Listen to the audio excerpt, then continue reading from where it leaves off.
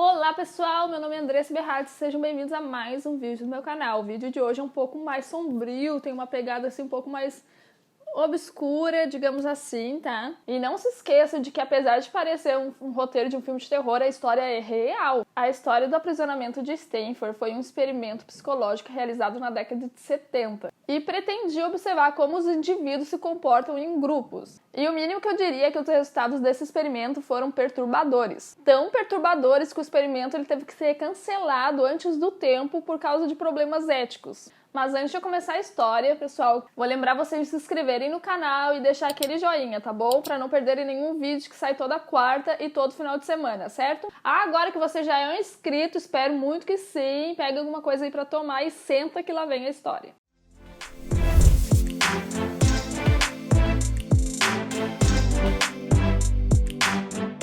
Mas antes de começar essa história, a gente precisa primeiro apresentar dois personagens que têm ligação direta com esse experimento. O primeiro é Philip Zimbardo, que é o professor de psicologia de Stanford. Philip, além de professor, é um pesquisador nato. Ele ganhou vários prêmios importantes sobre suas pesquisas, como o Ig Nobel de Psicologia e o prêmio Carl Sagan de Entendimento Público da Ciência, além de ter lançado livros importantes de psicologia social, como O Efeito Lúcifer, entendendo como pessoas boas se tornam diabólicas. Philip decidiu se especializar em psicologia social, como o ser humano se comporta em sociedade. E a partir desse paradigma que surgiu a sua ideia do aprisionamento de Stanford. E para isso ele se embasou nos estudos do nosso segundo personagem principal, Gustave Le Bon. Gustave nasceu na França em 1841 e foi um proeminente polímata. Para quem não sabe, polímatas são aquelas pessoas cujo interesse acadêmico abrange várias áreas. Leonardo da Vinci, por exemplo, foi um polímata. Ele focou seus estudos em anatomia, arte e engenharia. Já no caso de Gustave, a gente está falando de antropologia, psicologia, sociologia, medicina e física. Porém, foi no campo da psicologia que ele lançou seus trabalhos mais bem-sucedidos, tendo presenciado a Comuna de Paris pessoalmente em 1871 e também lutado na Guerra Franco-Prussiana. Gustave, então, teorizou que pessoas em grupo perdem o seu senso de individualidade e que uma multidão não é a soma de indivíduos, porém toma uma forma unificada, criando assim uma nova identidade psicológica. Gustave foi considerado bem controverso para sua época, bem polêmico, visando que a sua visão de raças assim não era das mais saudáveis, digamos assim. Seu trabalho acabou influenciando muitas pessoas, desde Benito Mussolini até Hitler. Porém, a gente também encontra influências do seu trabalho em Theodore Roosevelt, Lenin e até Monteiro Lobato. A teoria das multidões que Gustave teorizou foi a base para o experimento do professor Zimbardo. Exemplificando a teoria em poucas palavras, Le Bon teorizou que a nova entidade, a multidão psicológica, emerge da incorporação da população reunida, não apenas formando um novo corpo, mas também criando uma inconsciência coletiva. Quando um grupo de pessoas se reúne e se aglutina para formar uma multidão, há uma influência magnética dada pela multidão, que transsume o comportamento de cada indivíduo até que ele seja governado pela mente grupal. Esse modelo trata a multidão como uma unidade em sua composição que rouba de cada membro individual suas opiniões, valores e crenças. Como Le Bon declara, um indivíduo em uma multidão é um grão de areia em meio a outros grãos de areia, que o vento agita à vontade. O aprisionamento. O professor Zimbardo, então cheio de informações, decidiu colocar a teoria de Le Bon à prova, bolando então um experimento psicológico que se chamou o experimento de aprisionamento de Stanford. Então, nos porões do Instituto de Psicologia de Stanford, no verão de 1971, Zimbardo e seus alunos do programa de doutorado de psicologia criaram um ambiente fielmente reproduzindo uma prisão. A seleção dos participantes. O time que conduziu o estudo, então, colocou um anúncio no jornal. Nele, eles prometiam $15 o dia para pessoas que quisessem participar desse experimento,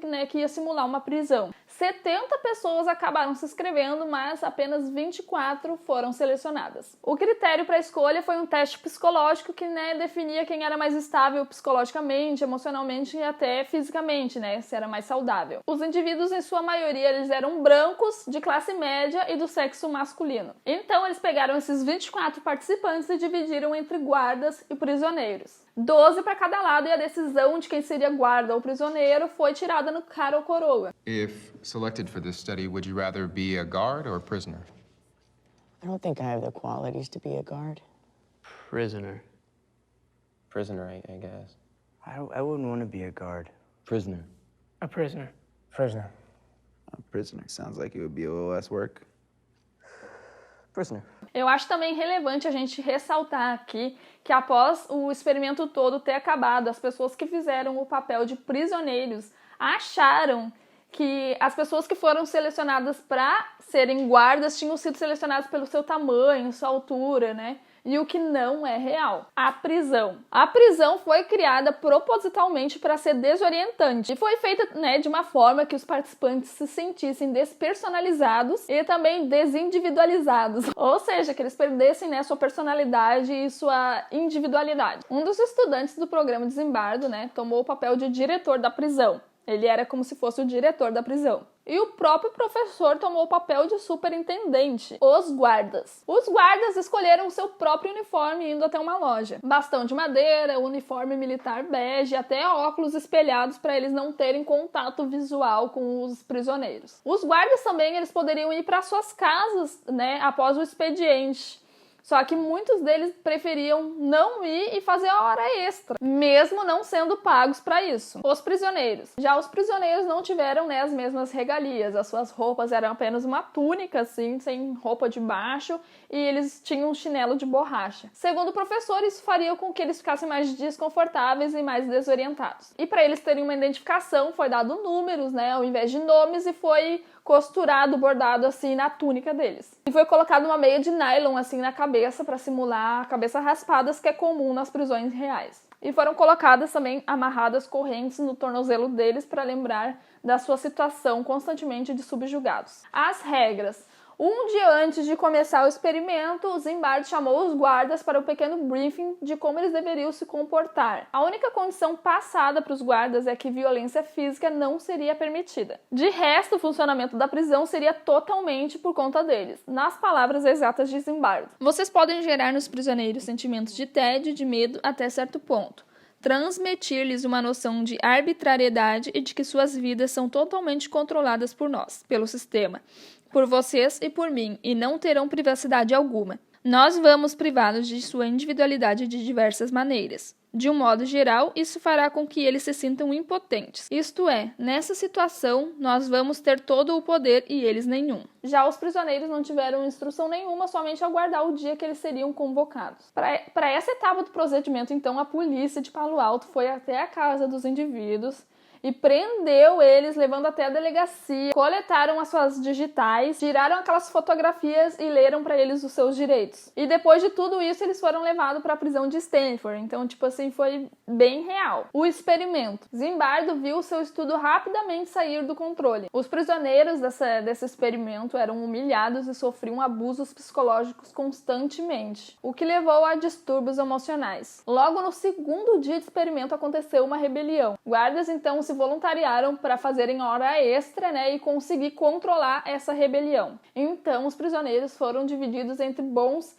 e maus de acordo com seu comportamento, visando assim gerar inimizade entre os detentos. Dividir para conquistar. Usando essa técnica de dividir para conquistar, os guardas dividiram os prisioneiros entre bons e maus, né, para dar aquela sensação de que teriam informantes entre eles. E a técnica foi extremamente eficaz, visto que a rebelião acabou cessando. Uma observação, essa técnica ela é usada em presídios reais para controlar os detentos. Controle e humilhação. Uma das rotinas comuns da prisão seria, né, a contagem dos prisioneiros. O objetivo principal e original do projeto era fazer com que os prisioneiros, né, se acostumassem com o seu número, se identificassem com esse número. Porém, logo essa contagem acabou virando um ritual de humilhações. Além de maltratar os prisioneiros, os guardas acabaram, né, impondo aí castigos físicos e extremamente pesados para os prisioneiros. Logo o ambiente ficou sinistro, a higiene da prisão ficou desleixada e a moral dos prisioneiros era terrível. Até usar o banheiro acabou virando um privilégio muitas vezes negado pelos guardas. Eles tiraram os colchões da cela dos prisioneiros considerados maus, levaram para a cela dos prisioneiros considerados bons, e esses outros prisioneiros, né, os considerados maus, acabaram tendo que dormir no chão. Muitas vezes sem roupa, o que acabou, né, virando humilhações do cunho sexual também. A limpeza dos banheiros acabou sendo feita sem proteção e a comida também acabou sendo usada como forma de castigo, sendo negada para aqueles que se comportavam mal. O professor Zimbardo. O próprio professor Zimbardo acabou se envolvendo no experimento, ficando irritado quando a polícia local não quis ceder celas reais após a informação de que um plano de fuga estava sendo bolado pelos detentos. Zimbardo viu o ocorrido como uma falta de cooperação da polícia de Palo Alto. E com o passar do tempo, os guardas foram ficando cada vez mais sádicos, principalmente à noite, quando eles achavam que as câmeras estavam desligadas. Alguns ficaram extremamente desapontados quando o experimento foi terminado antes do tempo. O final do experimento. No processo, um dos prisioneiros acabou desenvolvendo coceira pelo corpo todo de cunho psíquico. Porém, o professor ignorou, ele achou que os prisioneiros estavam inventando isso para fugir da prisão. Choros incontroláveis e confusão mental também foram apresentados durante o experimento. 2 prisioneiros ficaram tão traumatizados que tiveram que ser substituídos.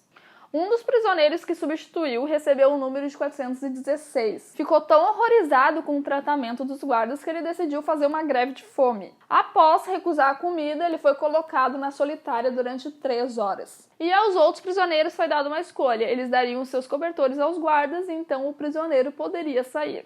Ou eles ficavam com as cobertas e o prisioneiro 416 passaria a noite toda na solitária. Após os prisioneiros escolherem ficarem com as mantas, Zimbardo interviu e mandou tirar o prisioneiro da solitária e colocar numa cela.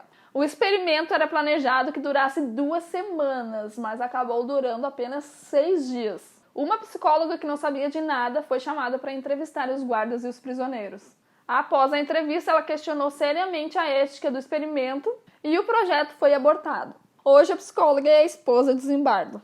As lições do experimento foram que a desindividualização leva à perda do senso de responsabilidade pessoal, o que coloca um véu em seus julgamentos morais pessoais. E o que seria abominável para você como indivíduo acaba sendo aceitável em um grupo todo. Em outras palavras, o sujeito pensa que as suas ações fazem parte daquelas cometidas pelo grupo. Então, expressões de raiva, medo, culpa, vergonha e comportamentos destrutivos surgem sem maiores pudores ou controles. Então, pessoal, essa é a reflexão do experimento. Mesmo que a gente se considere pessoas boas, a gente é capaz de fazer coisas horríveis quando a gente está em um grupo. E um grande exemplo disso é a Alemanha nazista, né?